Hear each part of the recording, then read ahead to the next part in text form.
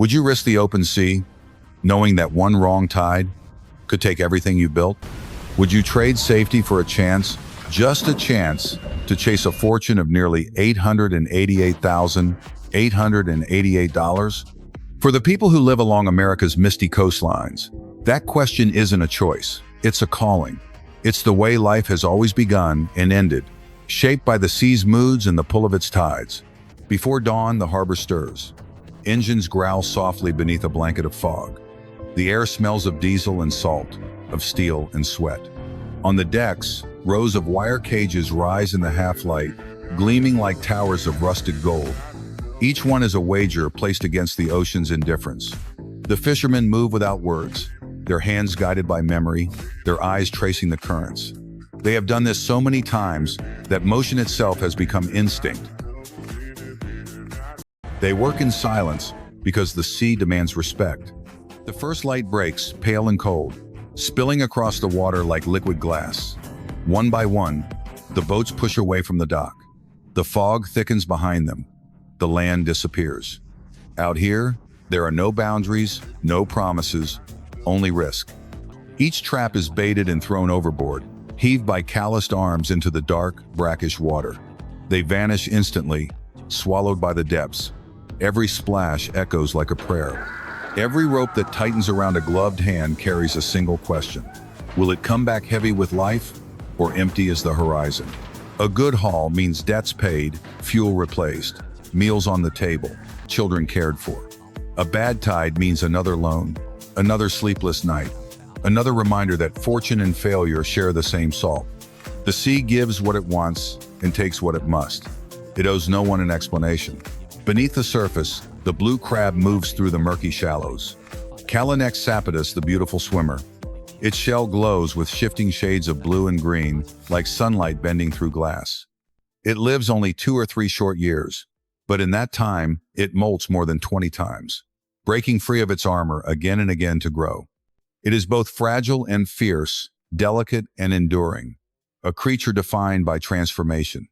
It mirrors the people who chase it, those who shed comfort for survival, who rebuild themselves after every storm. The crabs drift with the tide, feeding, hiding, breeding. They are everywhere and nowhere, invisible until the trap descends. To catch them is to read the sea's pulse, to know the temperature, the salinity, the current, and the whisper of the wind. The fishermen read these signs like scripture.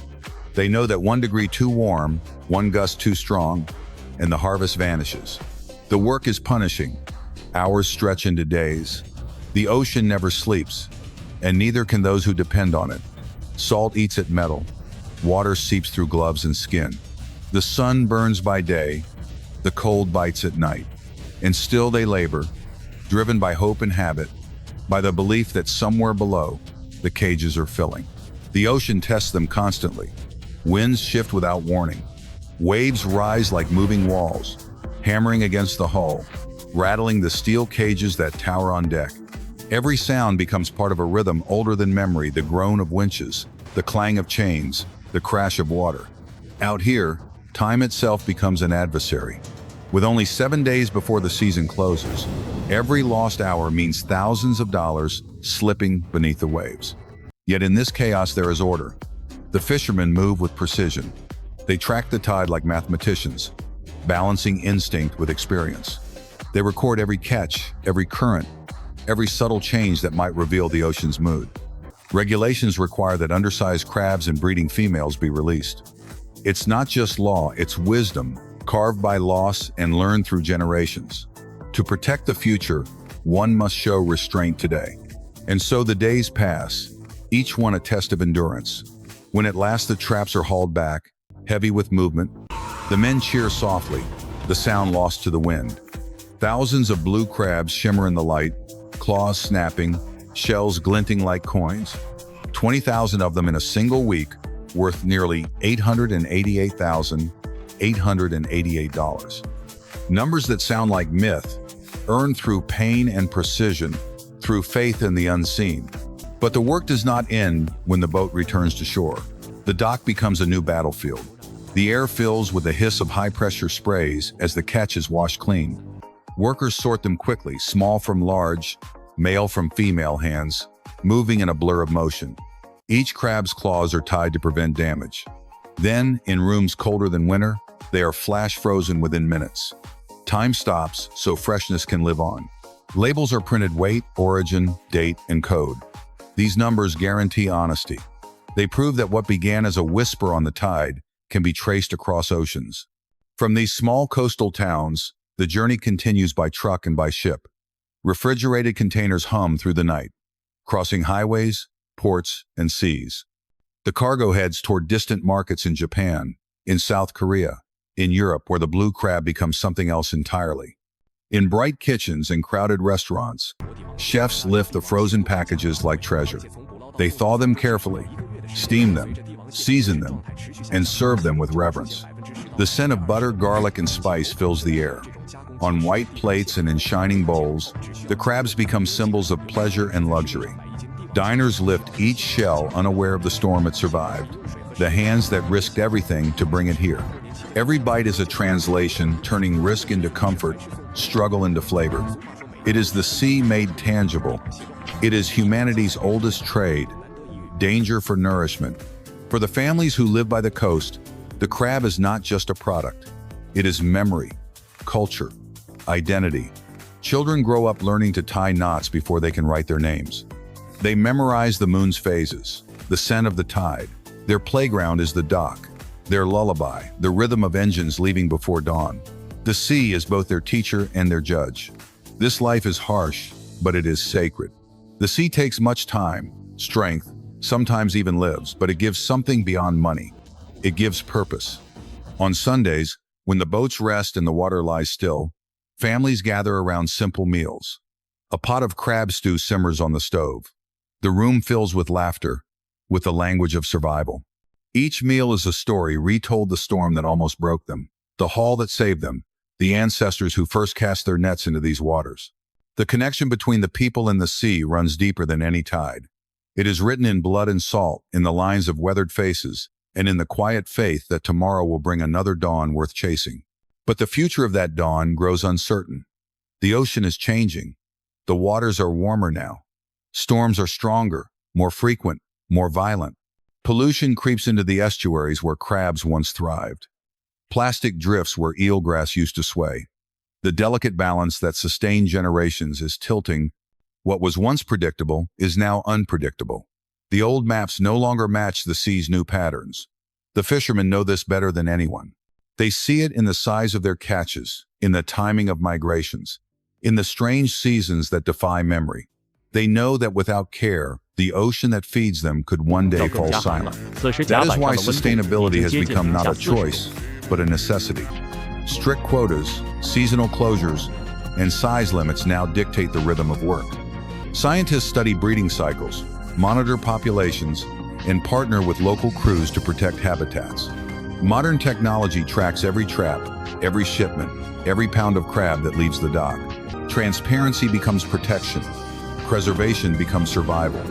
For many of the older fishermen, these rules were once seen as burdens, as barriers between them and their living. But time has changed their view. They have seen years when the traps came up empty, when the docks were silent and the water offered nothing. Now they understand that every limit is a kind of mercy, a reminder that the sea is not endless, that what we take must be balanced by what we give. In small community halls along the coast, they gather to share stories, to teach the next generation. Old captains speak with voices roughened by wind and years. Never take more than the sea can return, they say. Leave enough for tomorrow. Leave enough for your children to know this life. The young ones listen. Some will follow, others will leave for cities far from the sound of waves. But the lesson remains. The sea is not conquered. It is courted.